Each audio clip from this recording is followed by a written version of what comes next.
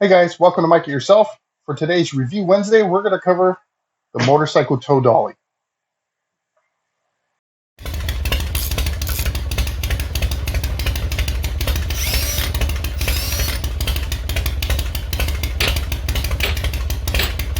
Damn it! All right, guys.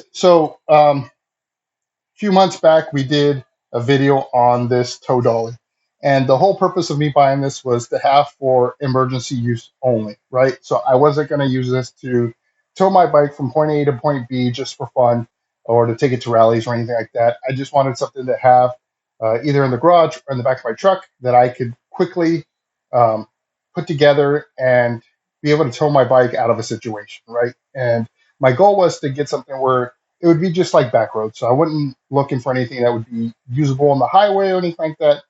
I wanted to keep it simple. I wanted to keep it cheap, and I wanted to keep it small.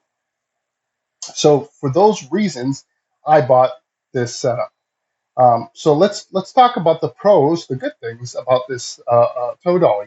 So the cost for $99, I was able to pick this up. Now I've seen different versions, different constructions, but essentially the same concept. It lifts the front wheel of the bike on eBay and Amazon, and you're going to look anywhere from 100 to up to $200 as far as these go. Like I said, I kind of got a good deal on this for the $100. The size of this is great. It's small enough to throw in the bed of the truck, or I can keep it off to the side of the garage. It doesn't take up a whole lot of space, unlike a trailer, or you're going to have to find somewhere to park it. You're going to have to fold it, whatever design you get. And depending on the size of it and your state laws, you may have to register it. Where with this, you don't have to register it because it's a removable, it's simple, you can throw it in the bed of your truck. It's kind of like the sideways carrier for your dirt bike, right? Um, so that's really convenient about this. The other piece is it fits your standard 2-inch hitch, which is really nice because most pickup trucks with tow packages on them have this for the receiver, and you're able to just go ahead and plug it in and get on your way. So those are the pros of this. Now the cons of this, unfortunately, outweigh the pros in this case, and that's what makes this one, unfortunately, a fail here at Mike It Yourself. So for the first fail, the problem is the wheel size that this will support. When I did my video, I used my KZ1000. As you saw, I was able to get it in, and there wasn't really much of a problem. What you really couldn't see is as I was working through that process, the hardware that came with this uh, wasn't, I guess, well thought out, would be the way I would say. And what I mean by that is they provided you a standard bolt, and the bolt's head is about, we'll say, a quarter of an inch thick. Well, that sticks out into the channel where you're trying to roll your tire and your wheel into. And what happens is that tire and your rim, they'll hit it. And if you have any kind of finish on your wheel or anything like that, it's going to damage it, right? And again, keep in mind, I bought it for emergency use, but most folks are probably going to try to use this for recreational purposes. And because of that's a problem. You're going to damage people's wheels. So to combat that, what I did is I actually replaced those bolts with button head bolts to provide a smooth surface for your tire to get by. Now, with the Fat Boy 21-inch wheel, unfortunately, it's still too big. The other problem is even with the KZ1000 wheel, being a standard motorcycle wheel, it was still too wide. It was rubbing a lot, and that's no good. The Fat Boy wheel had an additional problem. That was the circumference of that wheel. So being a 21-inch, uh, when I would roll it into this device here, it wouldn't allow it to fully seat. What was happening is it would stay backed off just a little bit because it was already hitting this front part of the shock. And if you're strapped down, it's probably not going to go anywhere. But again, my expectations are it should work. And because it didn't sit all the way down, I considered it a fail. Uh, the other problem, and again, those are big problems, but they're almost livable, right? The problem that I would have to say I could not consider livable is the challenge here with this sliding portion of this. And what this does is, you know, it allows for the chalk to be dropped down to ground level to be able to roll your wheel into, and then you're able to pick it up using this bar for leverage.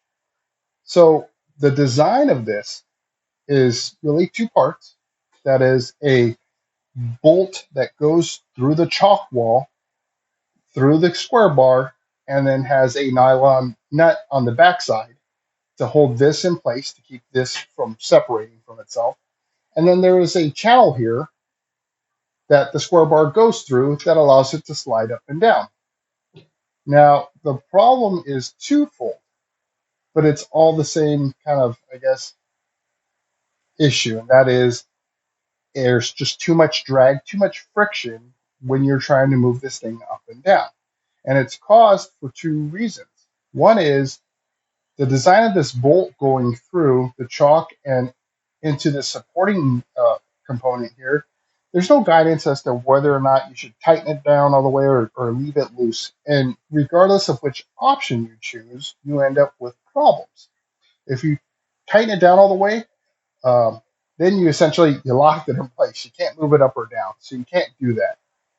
If you loosen it and you make it too loose, then you get some slop in here, and with that slop, it creates a little bit of off angle because you put your bike on there, and now you're kind of adding that additional weight to this, and with that little bit of offset, now you're kind of trying to push this or pull it through the channel at an angle, and it's just rubbing on itself. So this is powder coated steel on both ends, and so that's just rubbing itself, and it's very very hard to pick up.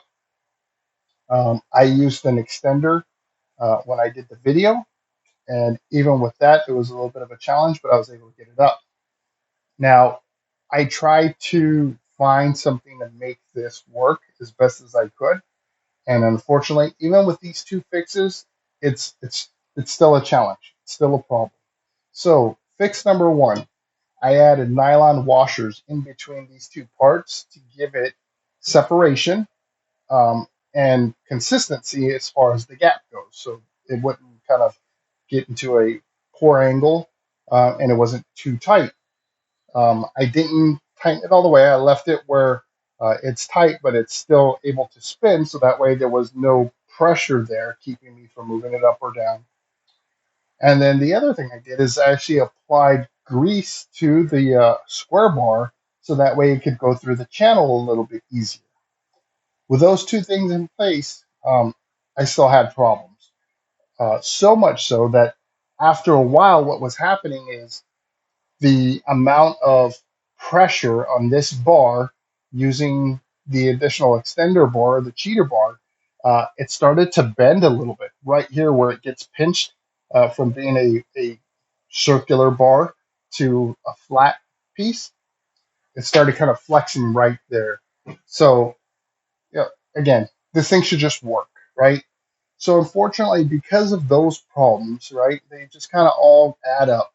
It's not that it's not usable, but you're already in a frustrated situation if you're using this in an emergency, and to have to deal with those on top of it, you're just going to be more frustrated. So, unfortunately, I wouldn't recommend it. Um, I definitely would not recommend this as a Sunday hauler of sorts to, again, kind of use it for travel for your motorcycle to take it from one place to another. Um, and only because of those struggles here with the lifting and lowering, but the fact that it's got such a small application, it only applies to certain bikes. So, there's no go there. The other problem is, and again, it's the right tool for the right job. Well, in this case, it would be the wrong tool.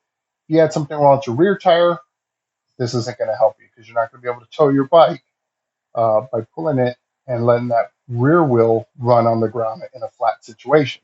So this wouldn't help you out there. Or if you have anything wrong with your drivetrain and your rear wheel is not able to spin freely, this also wouldn't be able to help you. So again, it's got limited applicability, and just because of that, here at Mike Yourself, we're going to give it a fail. I hope you enjoyed this honest review of the product. I hope you enjoy my videos. If you do, please hit that thumbs up. If you like my content, consider subscribing. And if you have any input for me, maybe you've encountered something like this, maybe you found things that made this work better for you, leave those comments below. I really appreciate reading the feedback, and if I can provide any value to you in your comments, I reply as quickly as I can. Uh, every Wednesday, I produce a Review Wednesday video at 9 a.m. Pacific Standard Time, letting you know how did things go with one of my previous videos, once I'm months down the line, so you get a full, honest review of the things that we did. And then every Sunday, there's a new video that gets produced showing something brand new at 9 a.m. Pacific Standard Time. So until then, I hope to see you in the wind.